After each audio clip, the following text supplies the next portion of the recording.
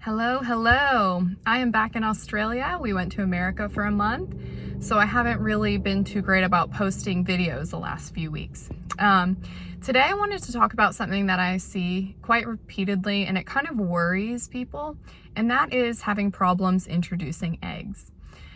A lot of my clients have problems introducing eggs. They go on the intro, and maybe they didn't even have problems with eggs before, but they go on the intro diet and they're introducing foods, moving through slowly, having good success. And then when it comes to introducing eggs, they get problems.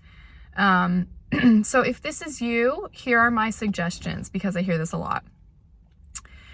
First of all, you do not need eggs for the GAPS diet. So they're a great source of choline, but so is liver. So if you're really not tolerating them, I would do beef liver. You can do it cooked, you can do it raw if you take the proper precautions, and you can take it in a desiccated pill. A lot of supplement companies now have desiccated liver.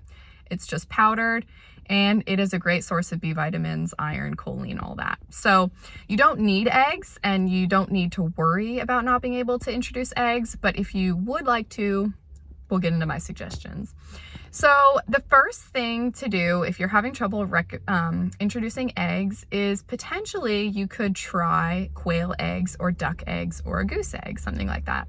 Now those are definitely harder to source, might be more expensive, and might not be sustainable where you are. But some people do better with those. It might just be an allergy. There are some reasons that people have allergies, I think because egg is in pretty much every food that we eat growing up, like a protein bar, this, that, powders. I've even heard, I'm not sure, that they add it to certain those. I'm not gonna say because I don't want to get shadow banned. I've got enough controversial stuff in my mind and on my YouTube channel.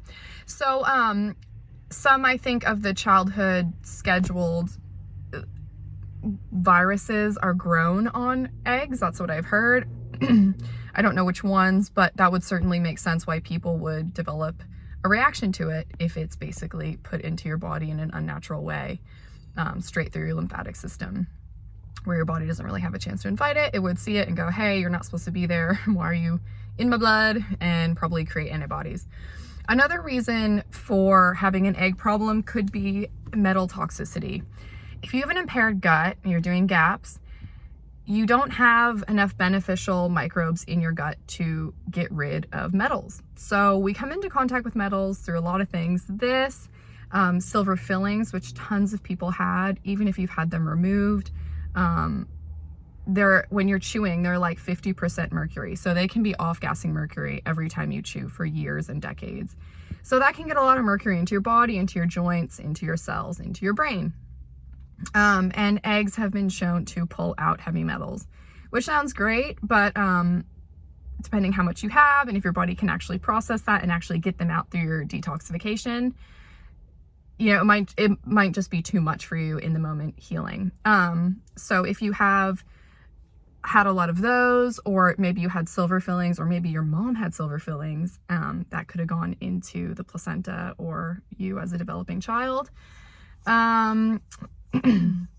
I guess eating lots of tuna, there's lots of things. And if you don't have a really healthy microbiome to deal with those metals, they can just get in your system. And like I said, eggs can pull that out and just cause reactions.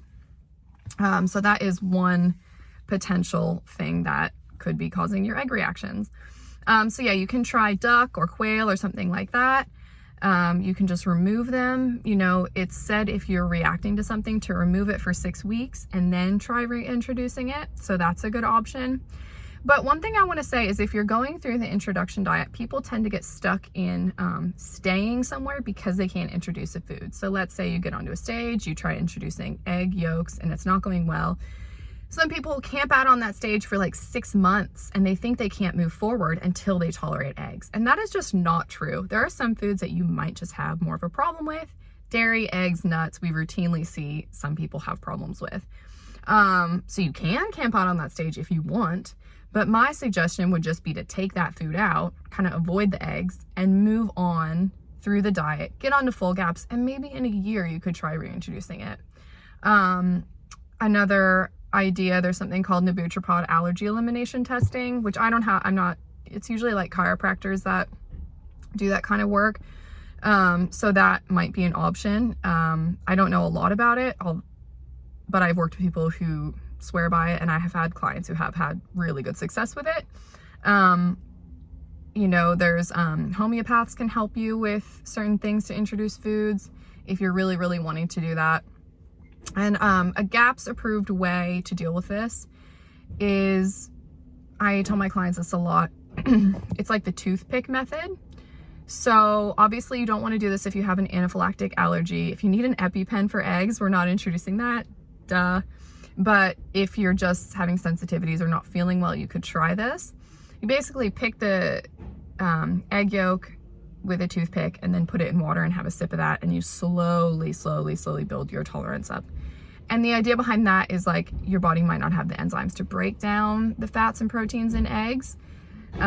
So by introducing it that slowly, you're helping your microbiome start creating those enzymes to break it down in the future, and you're just very slowly getting your body like acclimated to that food. So that works for some people. Removing it works for some people. Trying different eggs works for some people. But I just want to encourage you, don't stay stuck on a stage for months and months and months and get frustrated. It might just be that your body can't handle eggs right now. It could be you have the heavy metal toxicity. It could be a variety of things, but they're great, but they're not that essential. Like, you can do GAPS without eggs and you'll be fine. So those are my suggestions. Don't get stuck. Don't get frustrated. Be happy that your body's responding. Be happy that your body's signaling to you what it needs in this time. It's actually a blessing in disguise, because while it can feel frustrating, like, okay, I can't digest all these foods that other people can, this is really frustrating. It's great that your body's telling you, because you could have the opposite thing where your body just doesn't communicate, blah, blah, blah. And then, 45, you drop dead of a heart attack, So be grateful that your body is communicating with you. It is a blessing. And I hope that helps in regards to eggs.